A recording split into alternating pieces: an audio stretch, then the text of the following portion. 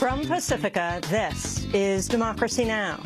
Many of our plaintiffs have various illnesses such as testicular cancer, excessive menstrual bleeding, various gynecological problems, problems that have surfaced without any kind of family history. And the only causation that can be connected to these medical life-threatening issues is their exposure to radiation in this Operation Tomodachi. 3 years after the triple meltdown at Fukushima, scores of U.S. sailors and Marines are suing the Japanese nuclear company TEPCO, the Tokyo Electric Power Company. They accuse it of misleading the Navy about the crisis at Fukushima and the level of radioactive contamination at a time when the U.S. Navy was providing humanitarian relief. But first, New York City settles a 7-year lawsuit over racially discriminatory hiring policies of the New York Fire Department, the largest in the country, the second largest in the world. We have to remember there was open and blatant discrimination in the fire department for at least 100 years. Black applications would be thrown in the garbage. Black applicants would do well on a test and just never be called. A black applicant would have done committed some minor offense, literally jumping a turnstile, and he would be excluded because of that. All that and more coming up.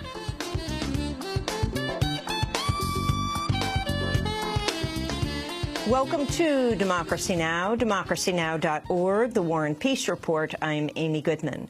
The latest disclosures from Edward Snowden show the National Security Agency is recording every single phone call in an undisclosed foreign country. A surveillance system called Mystic stores billions of phone conversations for up to 30 days. Phone calls are also being recorded in another 4 countries on a more limited basis. The Washington Post has withheld naming the targeted countries at the U.S. government's request. At the White House, Press Secretary Jay Carney declined to comment.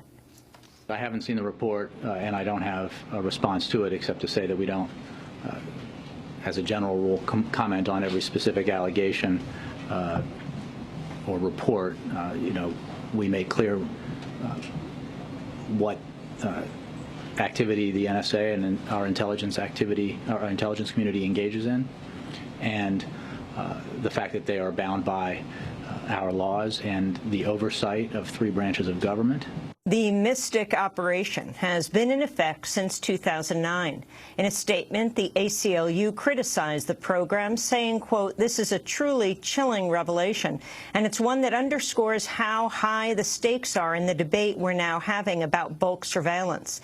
The NSA has always wanted to record everything, and now it has the capacity to do so." As the latest revelation emerged, Edward Snowden continued a remote speaking tour with an address to the TED conference in Vancouver, Canada.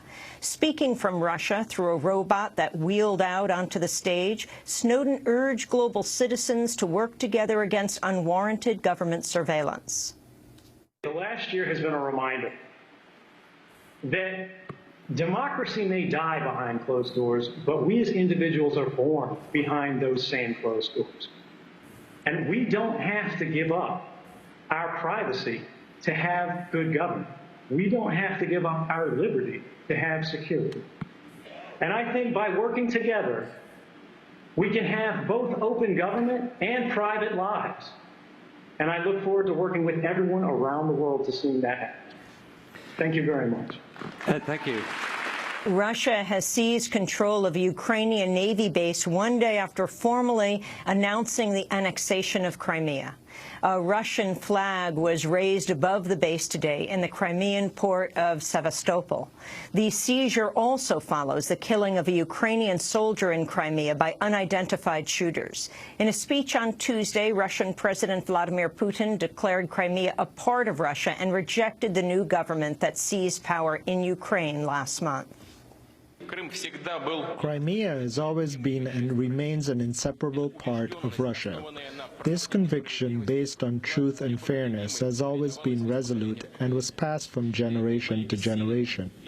Both time and circumstances could not erase it. Dramatic changes that our country went through in the 20th century could not erase it either. It is also clear that there is still no legitimate executive power in Ukraine. There is no one to talk to there. Many state bodies are seized by imposters. And on top of that, they don't control anything in their country. In his remarks, Putin also blasted what he called Western hypocrisy on Crimea, saying the U.S. selectively applies international law according to its political interests. Our Western partners, headed by the United States of America, prefer in their practical policy to be guided not by international law, but by the right of the strong. They started to believe that they have been chosen and they are unique, that they are allowed to decide the fate of the world, that only they could always be right. They do whatever they want. The Obama administration has threatened a new round of sanctions on top of those announced against Russian officials earlier this week. In Washington, Secretary of State John Kerry dismissed Putin's remarks. I must say I was really struck and somewhat surprised and even disappointed by the interpretations and the facts as they were articulated by the President. With all due respect, they really just didn't jibe with reality or with what's happening on the ground. The President may have his version of history, but I believe that he and Russia, for what they have done, are on the wrong side of history. United Nations investigators have expanded their list of suspected war criminals from both sides of Syria's civil war. Panel chair Paulo Pinheiro and inquiry member Carla Del Ponte said they've collected enough evidence to indict. This so-called perpetrator list contains names of persons individually criminally responsible for some war crimes and human rights violations, the names of heads of intelligence branches and detention facilities where torture was found, names of military commanders who target civilians, airports from which barrel bomb attacks are planned and executed, names of armed groups involved in attacking and displacing civilians. I must say, as former prosecutors, that I would be glad to be prosecutor of this Office of the Prosecutor, because the Commission have collected a lot of evidences that can be used tomorrow to prepare an indictment. The Obama administration has suspended the Syrian embassy in Washington and ordered the expulsion of its diplomats and staff. Secretary of State John Kerry said the Assad regime has lost the right to claim diplomatic legitimacy. We just felt the idea that this embassy is sitting here with representation that we could take seriously is an insult. And we closed it. It's that simple. And we'll see what happens in other places, but the Assad regime can never regain legitimacy in Syria. Whether they win, don't win, they can't regain legitimacy.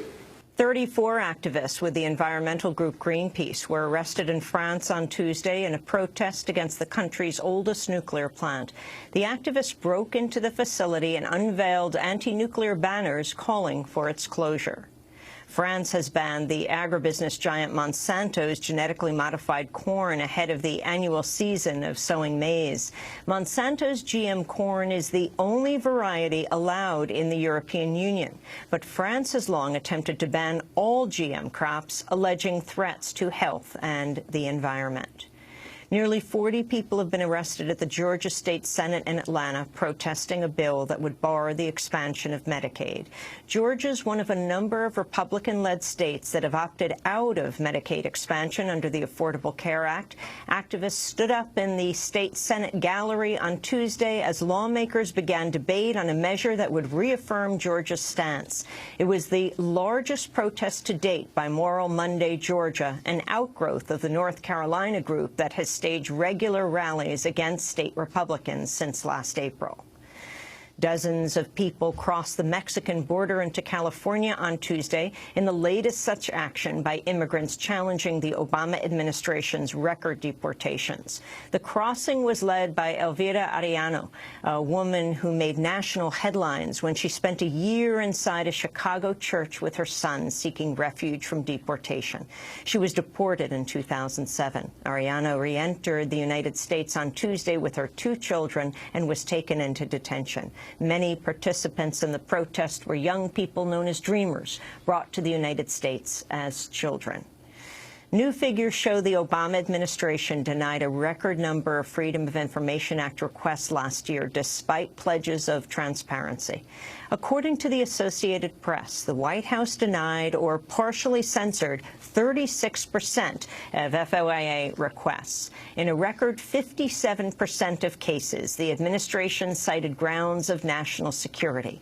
Upon first taking office, President Obama had vowed to make his administration, quote, the most open and transparent in history. A group of fast food workers rallied in front of a New York City McDonald's Tuesday in support of lawsuits accusing the company of wage theft. Employees have filed suit in 3 states accusing McDonald's and its franchises of stealing their wages through a range of illegal practices. Workers' accusations include being forced to work while off the clock, having hours deleted from their time cards, and being denied meal and rest breaks. McDonald's worker Franklin La Paz said he's been consistently overworked and underpaid. My name is Franklin. I'm 25 years old and work just over 30 hours a week on McDonald's. I work at McDonald's to make ends meet, but I've also been a victim of wage theft, and I'm here today because it has to stop. Like Jennifer, I've never been paid the state-mandated uniform maintenance fee, but for months now I've also been forced to work off the clock, and after my shift ends at midnight, 2 nights a week for 5 to 10 minutes, sometimes 10 to 20 minutes off the clock. Minutes doing cleanup and other basic job duties. It may not sound like a lot, but when you're living on the edge like me, every penny counts. Also addressing the crowd, New York City public advocate Letitia James said she'll formally propose a measure to establish a hotline for workers to report wage theft. Fast food corporations are regularly committing wage theft by not paying workers for tasks performed before clocking in or after clocking out, not paying workers for all the hours they work, not providing workers with a required meal break. It is unacceptable, and it's now time that government steps in and supports these workers and protects their salaries and supports their right to organize.